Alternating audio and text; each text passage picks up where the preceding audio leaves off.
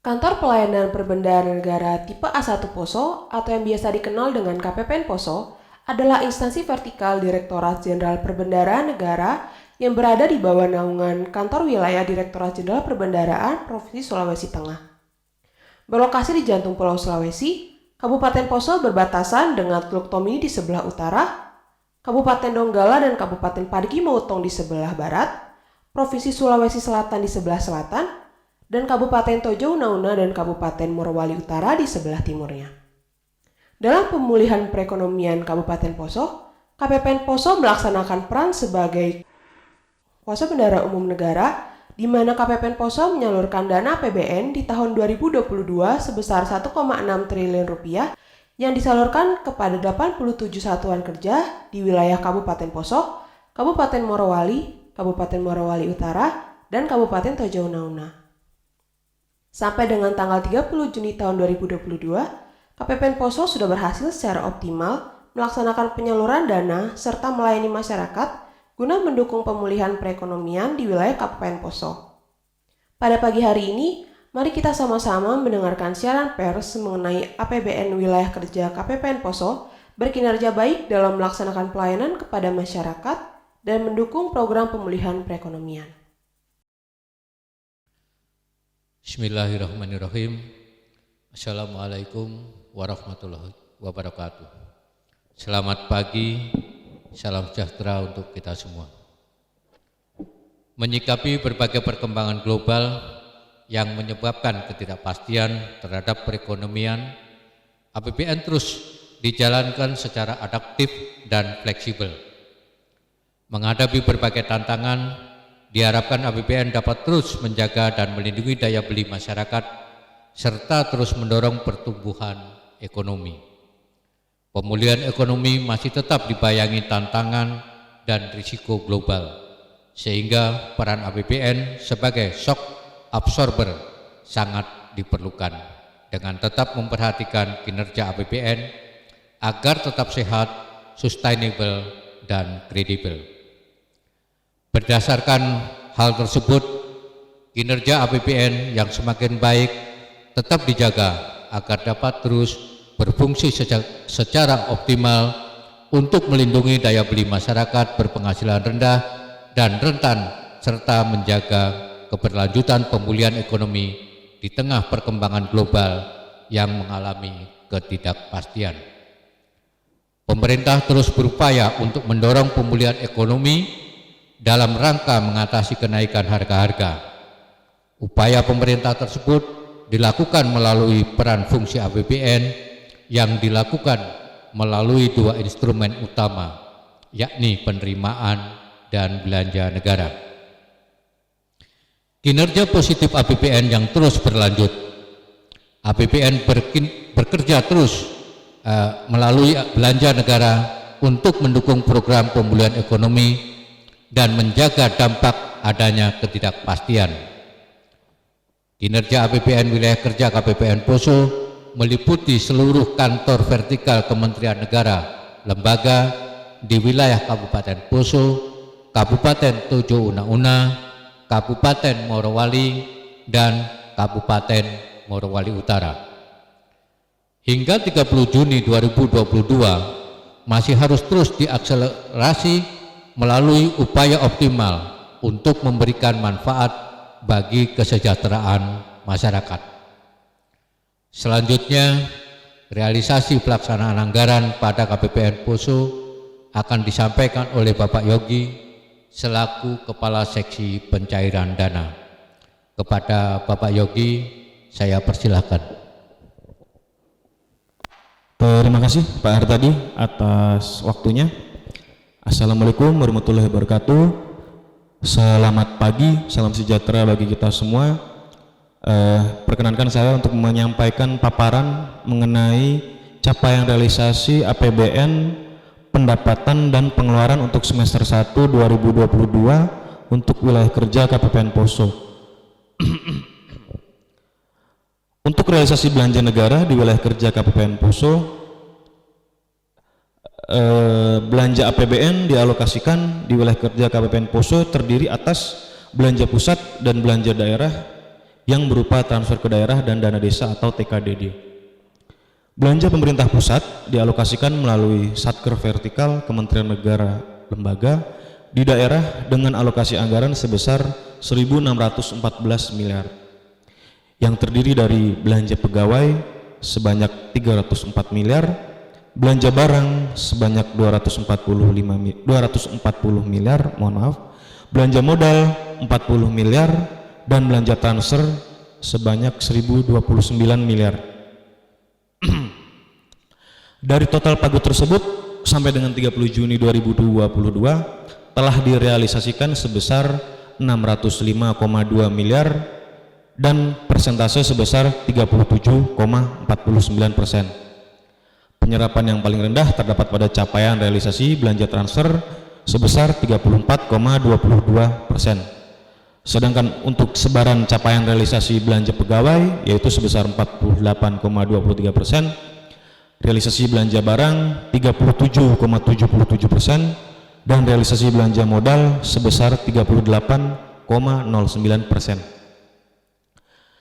Pada belanja daerah yang berupa belanja transfer ke daerah dan dana desa dibagi menjadi dana bagi hasil atau DBH, dana alokasi umum atau DAU, dana alokasi khusus fisik atau DAK fisik, dana alokasi khusus non fisik atau DAK non fisik, dana insentif daerah DID, dan yang terakhir adalah dana desa. Pagu APBN untuk belanja transfer ke daerah dan dana desa yang dialokasikan kepada Pemda di lingkup Kabupaten Poso yaitu untuk Kabupaten Poso sebesar 289,8 miliar dengan realisasinya sebesar 69,7 miliar atau persentasenya 24,05%. Untuk Kabupaten Tojo Una sebesar 265,8 miliar dengan realisasi sampai dengan 30 Juni 2022 sebesar 88,2 miliar dengan persentasenya 33,17%. Untuk Kabupaten Morowali sebesar 221,3 miliar dan realisasinya sampai dengan 30 Juni 2022 sebesar 64,1 miliar atau 29%. Dan yang terakhir untuk Kabupaten Morowali Utara sebesar 252,1 miliar dengan realisasi sampai dengan 30 Juni 2022 adalah sebesar 69,5 miliar dengan persentase 27,57%. Kinerja penyerapan belanja di wilayah kerja Kabupaten Poso diharapkan untuk semakin terus membaik agar dapat mendorong pemulihan ekonomi dan pencapaian dari target pembangunan. Belanja pemerintah pusat melalui belanja Kementerian Negara atau lembaga utamanya dimanfaatkan untuk pembayaran gaji dan tunjangan, pendanaan atas kegiatan operasional KL, program kegiatan KL untuk pengadaan peralatan mesin, jalan, jaringan, irigasi, serta pembayaran bantuan iuran jaminan kesehatan nasional. Kinerja penyerapan belanja sampai dengan 30 Juni 2022 ini diharapkan semakin membaik seiring dengan akselerasi belanja barang KL dan belanja modal untuk berbagai proyek pembangunan serta program pemulihan ekonomi nasional. Untuk program PCPEN tahun 2022 yang digunakan untuk perlindungan sosial, capaiannya sampai dengan Juni 2022 untuk di wilayah kerja Kabupaten Poso akan dijabarkan sebagai berikut. Untuk program bantuan langsung tunai atau BLT desa sebesar 17,1 miliar yang disalurkan pada 142 desa di Kabupaten Poso. 21,5 miliar yang disalurkan pada 134 desa di Kabupaten Tojo Una. Sebesar 15,1 miliar yang disalurkan pada 126 desa di Kabupaten Morowali Utara, dan yang terakhir 15,4 miliar yang disalurkan pada 122 desa di Kabupaten Morowali Utara. Untuk penyaluran bantuan operasional sekolah atau BOS dengan pagu anggaran sebesar 101,04 miliar, realisasinya adalah sebesar 52,3 miliar atau sebesar 51,84%. Untuk pagu anggaran bantuan operasional pendidikan PAUD, pendidikan anak usia dini, sebesar 17,1 miliar dengan realisasinya sebesar 8,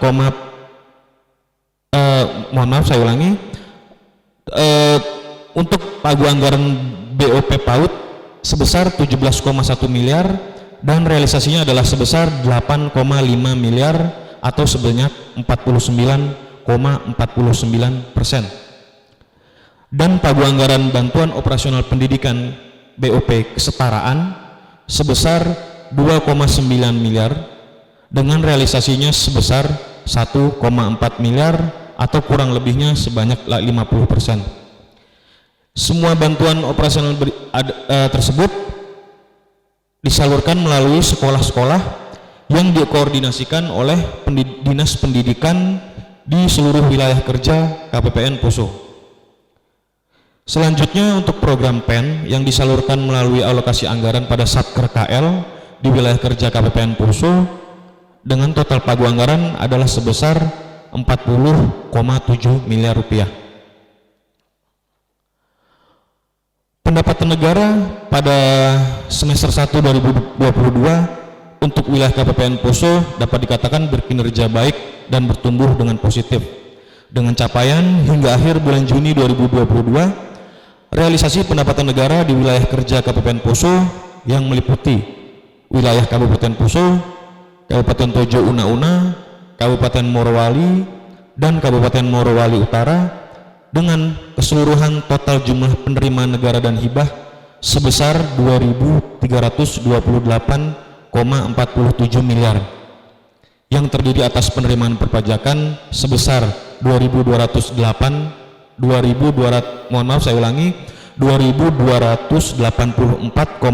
miliar dan penerimaan negara bukan pajak sebesar 43,64 miliar.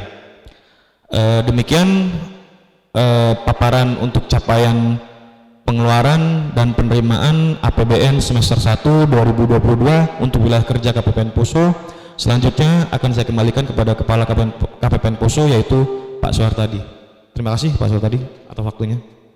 Baik, terima kasih saya sampaikan kepada Bapak Yogi. Rekan-rekan semua, meski masih diliputi risiko ketidakpastian perekonomian global, pemulihan ekonomi di tahun 2022 diperkirakan akan terus berlanjut.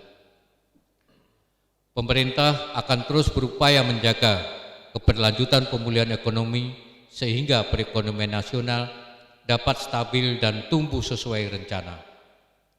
Kesehatan fiskal merupakan salah satu faktor yang cukup krusial untuk dapat berperan optimal sebagai shock absorber yang mampu meredam gejolak yang terjadi sehingga masyarakat, khususnya kelompok miskin dan rentan, dapat tetap terlindungi. Membaiknya aktivitas ekonomi dan masyarakat yang makin terkendali di tengah kenaikan harga-harga komoditas memberikan tambahan pendapatan dan menciptakan kinerja APBN 2022 yang semakin baik dan kuat. Pemerintah terus berkomitmen untuk meningkatkan kualitas dan efektivitas belanja serta memperkuat program-program yang memberikan perlindungan pada masyarakat. Demikian siaran pers yang dapat kami sampaikan. Atas perhatiannya kami ucapkan terima kasih. Wassalamualaikum warahmatullahi wabarakatuh.